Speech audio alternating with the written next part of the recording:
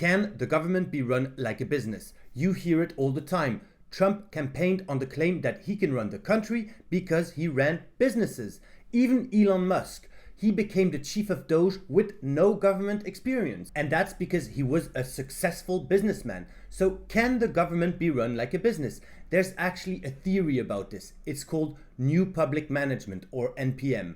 Let's break it down. And at the end, I'll link influential scholars if you want to dig deeper. Quick background. In the 1980s, some leaders said, governments are slow, waste money, and don't get results. That was the start of neoliberalism, and you can watch the previous video to understand it better.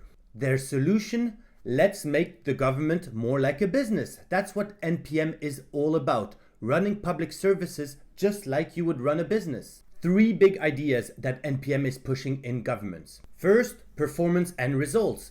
Don't just work, measure what you achieve. So what do? You introduce key performance indicators, metrics to determine if certain outcomes are reached, and so that you can reward workers if they hit their targets. It's like saying, why should 2 workers get the same pay if one goes above and beyond and the other just does the bare minimum? Second, NPM says, let public services compete like companies do. So governments privatize things or outsource them to the private sector. Things like running a bus company, healthcare, or education. The idea, more competition equals lower cost and better quality. Third, you're not just a citizen anymore. You're a customer. That means you should get choice. You pick your school or hospital, fast service, and good quality. NPM kind of views you like if you were in a clothing store.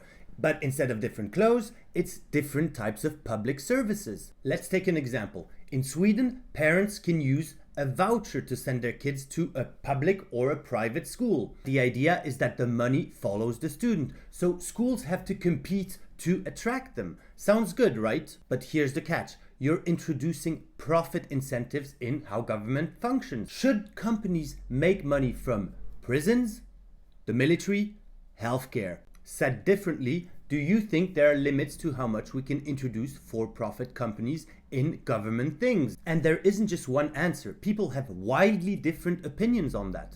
So as promised, check out these authors to answer the question,